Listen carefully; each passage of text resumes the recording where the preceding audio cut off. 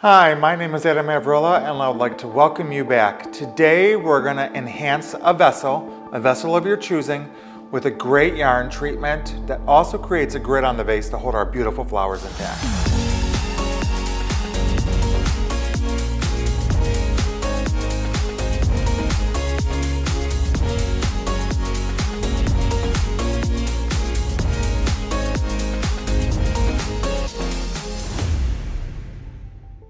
Hi, my name is Adam Avrilla and I would like to welcome you back. It is September. I hope you had a great summer. It feels like it went by in a flash. And now I thought we have to have something a little bit more warm in our lives. So we're gonna use some yarn. You know I love yarn. We've done a lot of videos with yarn. I think it's so versatile and it works great. This can be done on any vessel you have.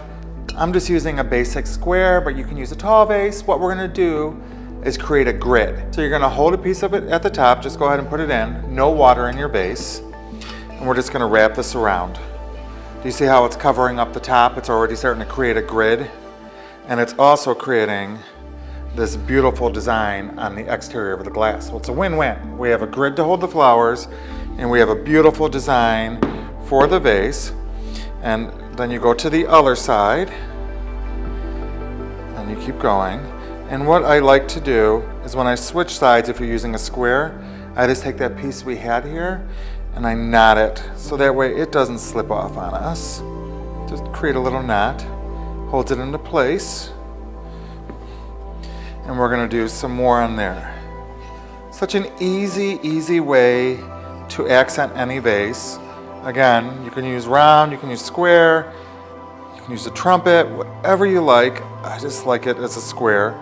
And as I'm doing this, I'm thinking to myself, in green, in a square, wouldn't that be the cutest holiday centerpiece too, if you did this in green? You can put some red in, it looks like a gift. I know we're not there yet, we're only in September, but it's coming fast. And then we're just gonna take this and we're gonna knot it off to that piece we had. Give it a nice tie. Cut off the excess. And if you're doing a square, you could separate these a little bit. Put them wherever you like, separate them out. So just separate the strings however you want. Look how cute that is. Isn't that adorable? A little bit of yarn goes a long way. All right, and so now we're gonna add water. The preservative's already mixed in. I pre-mixed it. Yarn is a wicking agent, so if you get the yarn wet, it's gonna seep all the way down. So just separate it out so you just pour water directly into the vessel.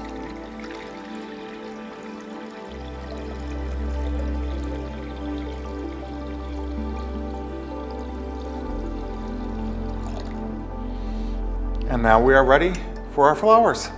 All right, now that we have our flowers, we're gonna start with our lilies.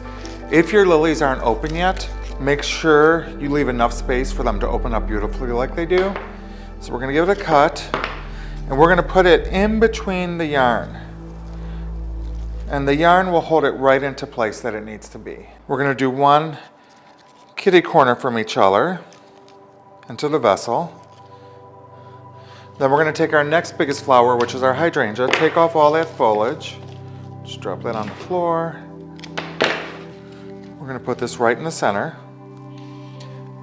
Next we're going to do our Alstroemeria. Again, the foliage should all come off.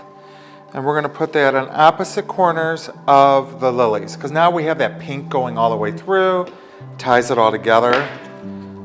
And we're going to do this other one, kitty corner. So we have pink all the way around. Next we're going to add our roses.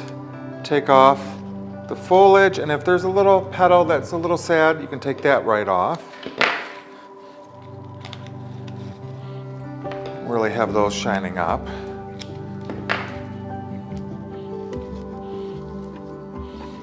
Let's move that one a little bit out of our way. Next, our Gerbera daisy. I take the straw off. You really don't need the straw when you're doing a design. So feel free to take that off, and let's put that right in the front. How cute is that? And because we have one Gerber daisy and one Fuji, we're going to take the other round flower that's single, and we're going to put it opposite of the Gerbera on this side. See how it's filling in beautifully? And now we have our green dianthus, our little Dr. Seuss flowers. We're going to put them all the way around. And now we have some of our pink painted ruscus. I'm going to cut it in 2 pieces. Take these off. We can put that right in here. And take the other one, put it right over here. And we're going to do the same thing with the other ruscus. The big one on this side. Do you notice I'm going angles with every insertion? Everything has an angle to it, right? So I have ruscus, lilies. I keep playing off of that two number.